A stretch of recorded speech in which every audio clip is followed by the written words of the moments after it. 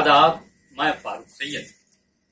महाराष्ट्र में लोकसभा चुनाव में महायुति यानी बीजेपी, शिवसेना और एनसीपी अजीत पवार ग्रुप की करारी हार के बाद सियासी पंडित ये अंदाजा लगा रहे थे कि विधानसभा इलेक्शन में इसका असर कायम रहेगा और महायुति को महाराष्ट्र की गद्दी छोड़नी पड़ेगी। खुद तीनों पार्टियों के नेताओं ने भांप लिया कि असेंबली इलेक्शन में उनका रास्ता आसान नहीं है। इसीलिए एक मास्टर स्ट्रोक की तरह ऐसी योजना लाई गई जिसने मध्य प्रदेश में बीजेपी को जीत दिलाई थी। मुख्यमंत्री माझी लाडकी बहीण योजना, अरे आली आली आली लाडकी बहीण योजना, मुख्यमंत्री माझी लाडकी बहीण योजना। अरे बाबा, हे देणारं सरकार आहे, ही देना बँक आहे, हे घेणारं सरकार नाही। आतापर्यंत यापूर्वीचं सरकार हप्ते घेणारं होतं, हे सरकार तुमच्या खात्यात हप्ते भरणारं सरकार आहे। चेहऱ्यावरी तुझ्या हसू फुटू दे, निर्धाराने चाल तुझी वाट, तू जीवनात आनंदाची। माझ्या बहिणीनं मला एवढंच सांगायचं आहे की सावित्रीच्या लेकी आम्ही, पाय आमचा ओढू नका, बंधनातून झालो मुक्त आम्ही, बेडी नवी तुम्ही घालू नका। 1500ची ओवाळणी माझी, त्यात थोडा तुम्ही टाकू नका। आई जिजाऊचा बाणा आमचा, नाद आमचा करू नका, हे माझ्या बहिणींनी त्यांना सांगायचं। मुख्यमंत्री लाडली बहन योजना लॉन्च होने के बाद अपोजिशन पार्टियों को भी इस बात का अंदाजा होने लगा कि इसका असर उनकी सीटें कम कर सकता है। मुख्यमंत्री लाडली बहन योजना के खिलाफ फाइनेंस मिनिस्ट्री के ऑफिसर्स ने भी फाइनेंस मिनिस्टर अजीत पवार को बता दिया था कि योजना जारी रखने में सरकार की तिजोरी खाली हो जाएगी और इस योजना का भार सरकारी खजाने पर पड़ेगा, जिसकी वजह से दूसरे प्रोजेक्ट डगमगा सकते हैं। लेकिन दूसरी योजनाओं की बजाय इस लाडली बहन योजना से उनका निशाना इलेक्शन में अपनी सीटें बढ़ाना है। इसलिए दूसरी योजनाएं दूसरी पोजीशन पर हैं। अपोजिशन के नेताओं ने भी इस योजना को असेंबली इलेक्शन का एजेंडा बताया और कहा कि असेंबली इलेक्शन के बाद ये योजना बंद कर दी जाएगी। सरकारी खजाने में इतना पैसा ही नहीं रहेगा कि इस योजना को जारी रखा जाए। मराठा लीडर और एनसीपी सुप्रीमो शरद पवार ने कहा कि ये स्कीम आने वाले असेंबली इलेक्शन को नजर में रखते हुए शुरू की गई है।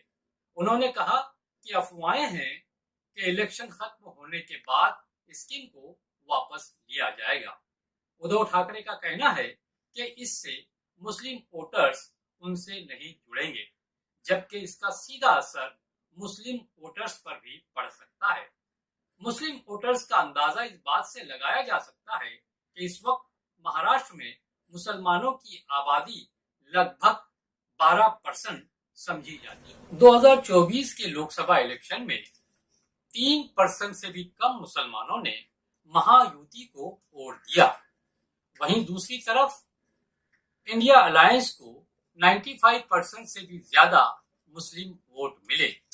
आपको बताते चलें कि महाराष्ट्र में लगभग 80 लाख मुस्लिम वोटर औरतें हैं और अगर इनमें से एक बड़ा हिस्सा महायुति में शामिल हो जाता है तो ये शरद पवार के लिए तनाव की बात होगी। साथ ही इस स्कीम का सीधा असर उद्धव ठाकरे की सियासत पर भी पड़ेगा और इस तरह से इंडिया गठबंधन का वोट शेयर कम होकर इसका सीधा फायदा महायुति को हो सकता है।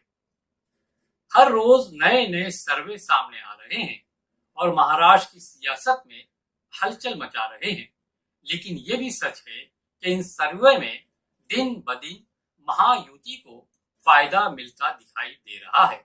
इसकी वजह मुख्यमंत्री लाडली बहन योजना ही है।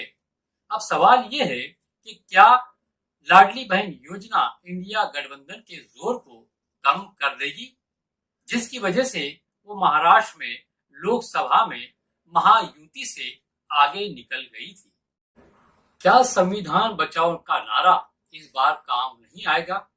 क्या इससे इंडिया गठबंधन या महाविकास आघाड़ी को नुकसान उठाना पड़ सकता है?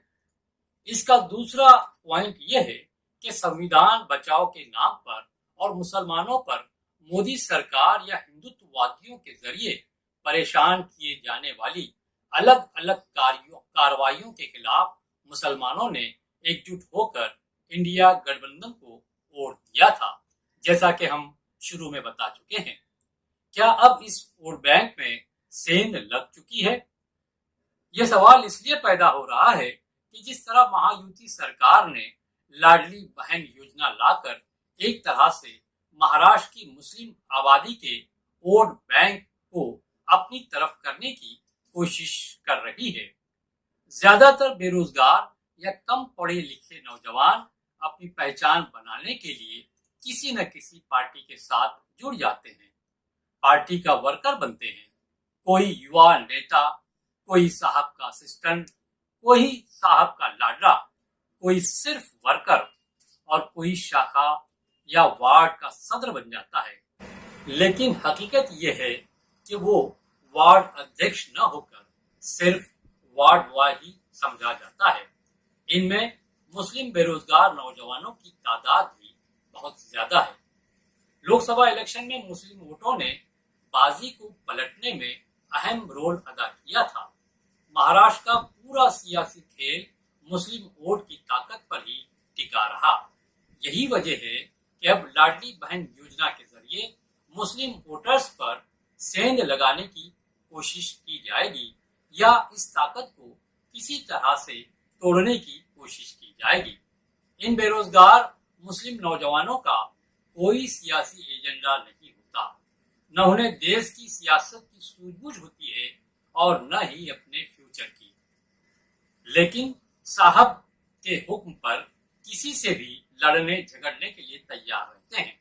चूंकि लोकसभा इलेक्शन में मुस्लिम बरादरी ने पूरे तौर पर महायुति के खिलाफ वोट दिया था, इसका असर यह हुआ कि महाराष्ट्र की कई सीटों पर सिर्फ मुस्लिम वोटों की मार्जिन की वजह से शिवसेना उद्धव ठाकरे को जीत मिल सकी है। कांग्रेस और राष्ट्रवादी का अपना एक वोट बैंक है। इसके बावजूद अगर मुस्लिम वोट जरा भी इधर उधर जाते हैं या बिखर जाते हैं तो महायुति को मेजॉरिटी हासिल हो सकती है। इसी को नजर में रखकर महायुति से जुड़े जो मुस्लिम नौजवान लोकसभा इलेक्शन के वक्त अपनी पार्टी पॉलिसियों की वजह से चुप थे, इस बार हरकत में आ गए हैं और बीजेपी, शिवसेना और अजित पवार ग्रुप इनका अच्छी तरह इस्तेमाल कर रहा है। ये बेरोजगार मुस्लिम नौजवान मुस्लिम औरतों के लिए लाडली बहन योजना के फॉर्म भरवाने से लेकर तमाम प्रोसीजर मुकम्मल करके एक तरह से पार्टी और खुद अपनी इमेज को संवारने में लगे हैं। इस वक्त लोकसभा में इंडिया ग्रुप का सपोर्ट करने वाले मुस्लिम नौजवान एक तरह से कमजोर नजर आ रहे हैं। इसलिए ये कहा जा सकता है कि मुस्लिम वोट इस बार बिखर सकते हैं। अगर लाडली बहन योजना के वबाल की वजह से या जाल की वजह से मुस्लिम वोट महायुति के पाले में जाते हैं तो लाडली बहन योजना महायुति के लिए मास्टर स्ट्रोक साबित हो सकती है।